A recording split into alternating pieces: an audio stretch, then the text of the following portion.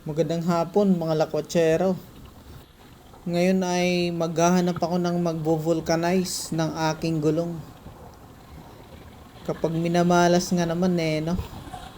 Time check tayo muna. Ngayon ay alas 4 na ng hapon. At bukas ng umaga ay bibiyahin na ako pabalik ng Maynila.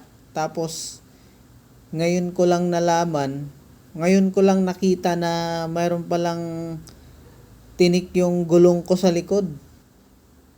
Kabago-bago pa naman nito guys. Bago ako bumiyahe papunta dito sa Samar, pinalitan ko to. Tapos ngayon, 3 weeks pa lang eh. Meron na agad nakabaon. Tapos, ito pa ang masakit. Hapon na. Di ko alam kung mayroon pang bukas na vulcanizing. Pero maghahanap ako papuntang Paranas o di kaya sa Buray, baka meron dun. Nasa crossing na ako guys. Approximately mga ano lang to, mga 15 to 20 minutes papunta dun. Sana may bukas pang vulcanizing shop. Medyo makulimlim na oh. Sana talaga mayroon pang bukas. Kaabot pa tayo. Wala na pa naman din akong gasolina. Dito muna ako sa mga tingi-tingi. Meron dito eh.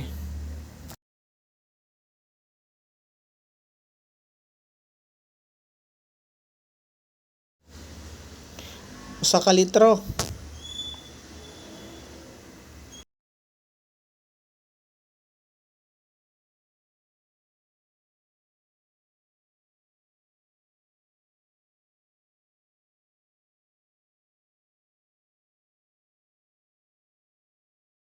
Pagkira. 62 daw guys ang isang litro ng premium.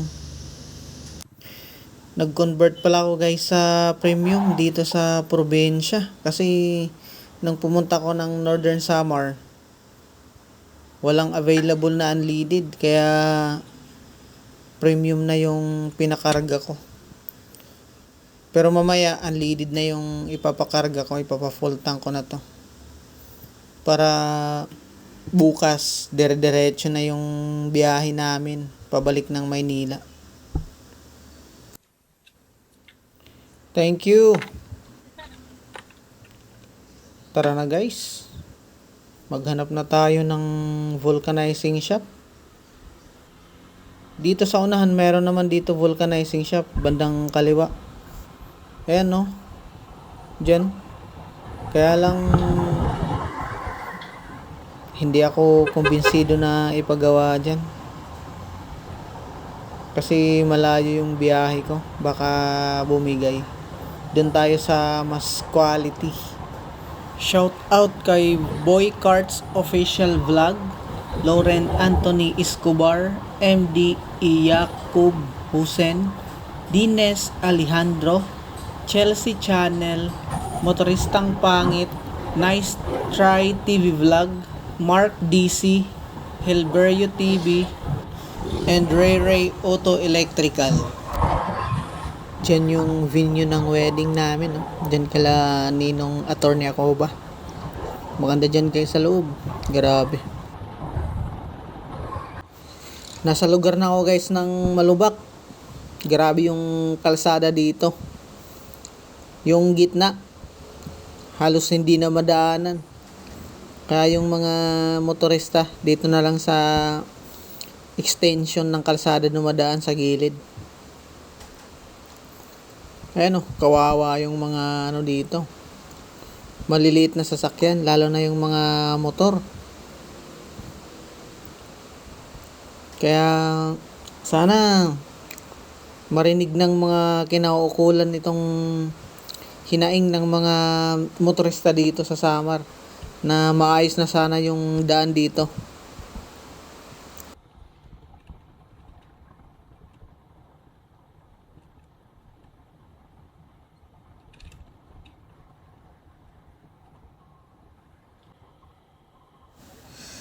Dito sa unahan guys, meron ditong bilihan ng mga gulong.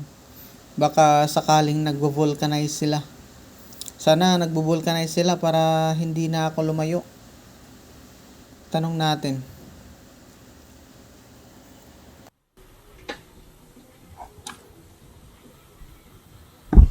Nagvo-vulcanize ka mo?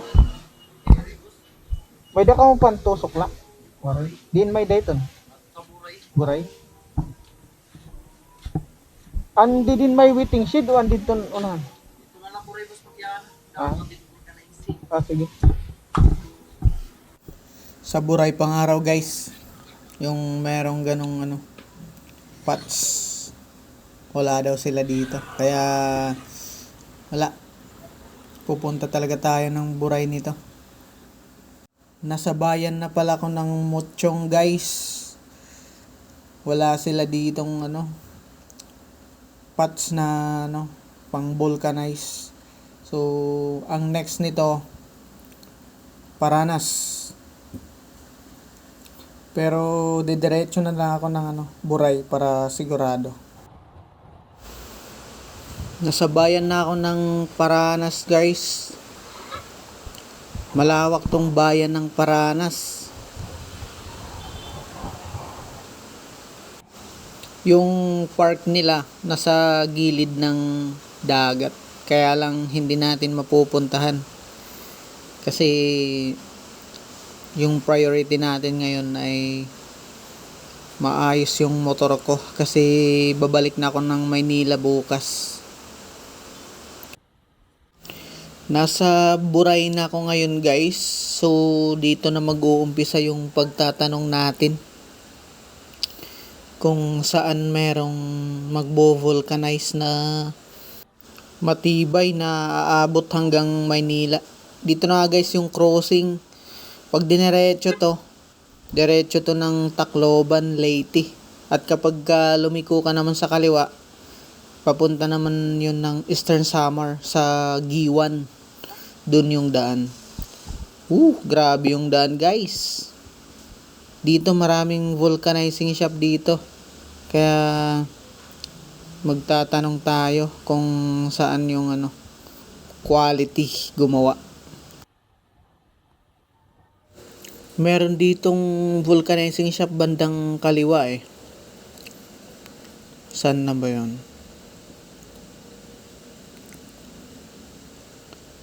Yan yun. Meron dun.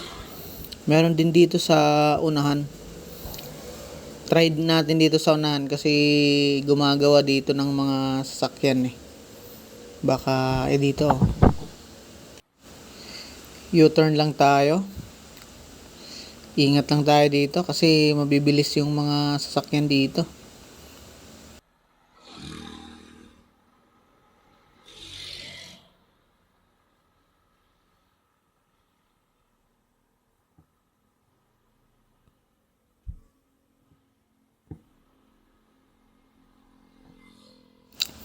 Itanong natin kung gumagawa sila dito.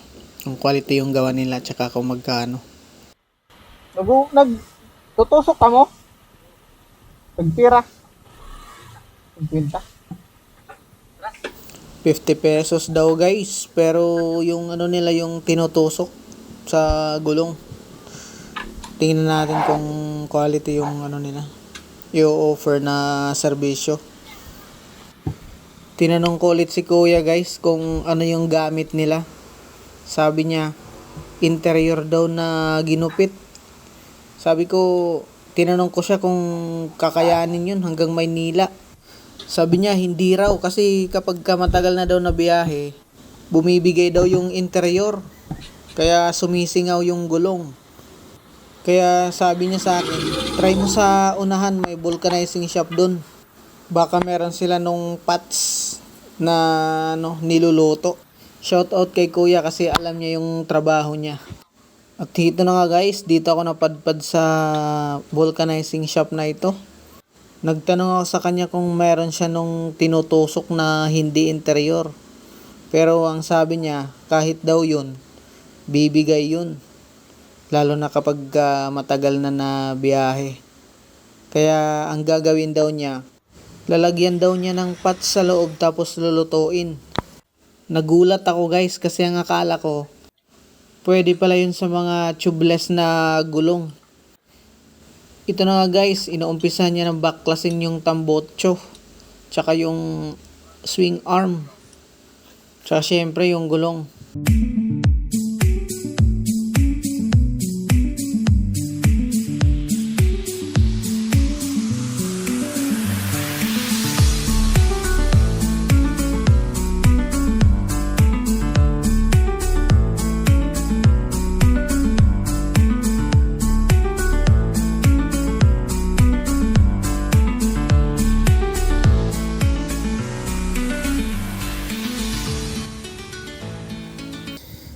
Ngayon nga guys ay ililigtas niya na kung ilang piraso yung butas para matakpan.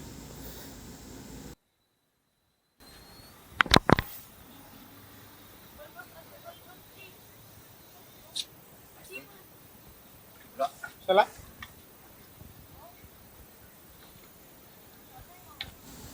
Tahimik lang si kuya guys. Hindi siya katulad ng iba na palakwento. May pagka-parehas kami ng personality. Pero mabait naman siya. Minsan nagkikwento din naman siya. Kaya lang siguro gusto niya mag-focus sa trabaho.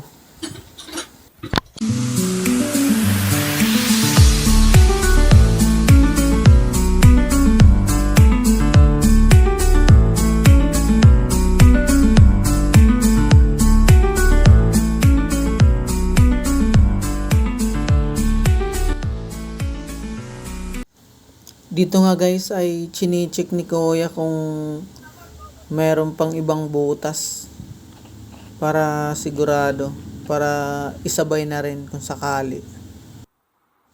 Tapos nung nakita niya yung butas, nilinis niya ito gamit yung basahan para matuyo. Para kapag nilagyan ng patch, dikit na dikit yung patch. Ang sunod na ginawa niya, nilagyan niya ng chemical yata yun or tubig lang. Ngayon nga guys ay kinukudkod niya na ng tansan para maging rough yung surface, para kumapit masyado yung patch. Masasabi ko guys na madiskarte talaga to si Kuya sa pagvo-vulcanize. Kasi sa mga tire service center, pneumatic ang ginagamit dyan, pangkudkod sa gulong. Dati kasi guys, doon ako nakapag-OJT sa may mga bintahan ng gulong, kaya may idea ako dyan. Dito, wala naman kasi siyang gamit, kaya ang diskarte niya, tansan na lang. Dito nga ay malinis na, kaya nilagyan niya na ng patch. Tapos sabi niya, iinitin niya raw to. Iluluto niya raw to para mas matibay talaga. Ganito pala yung diskarte nila guys.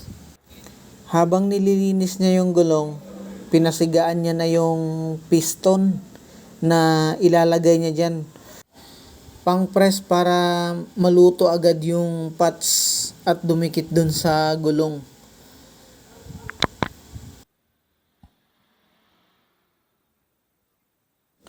Tinanong ko din si Kuya kung ilang minutes yan hanggang maluto yung patch. Sabi niya, aabot daw yan ng 20 minutes. Ganito pala yung diskarte ng mga vulcanizing shop guys, no? Pwede pala to. Hindi lang pala to para sa mga interior. At habang nag-aantay kami ng 20 minutes, bumili na si Kuya ng sealant para pag kinabit, malagyan ng panibagong sealant para safe sakaling matinik na naman ako. At sa wakas, after ng 20 minutes na pag-aantay, natapos na ring i-vulcanize, so ibabalik niya na sa mugs yung gulong.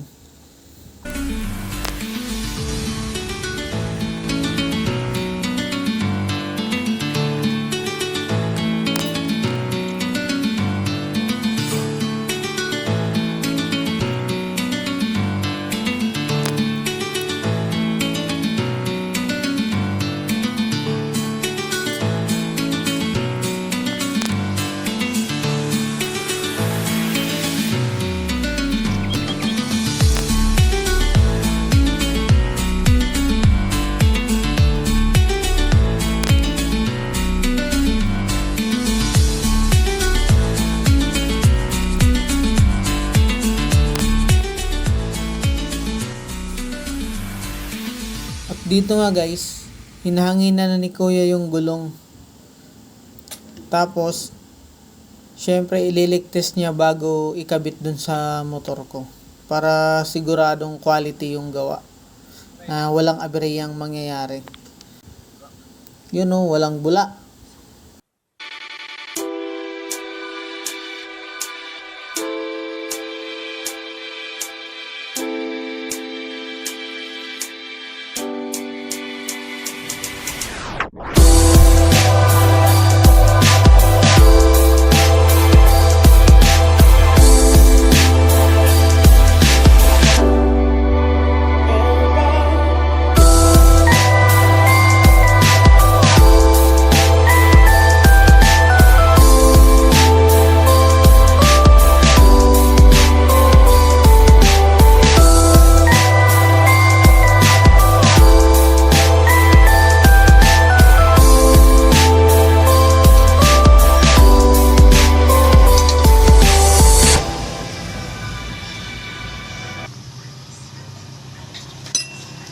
Okay.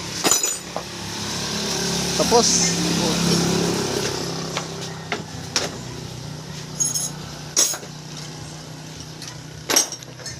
Ano pangalan mo ya? Ano pangalan mo? Nonoy. Nonoy. Oo. Nonoy Vulcanizing Shop to? Oo. Ayun. Maganda dito guys. Pulido gumawa. Dito na kayo magpagawa pagka nandito kayo sa Buray. Ayan o. Ito yung front ng niya. Ng vulcanizing shop. Kaya Nonoy, shout out sa'yo. Magaling kang gumawa.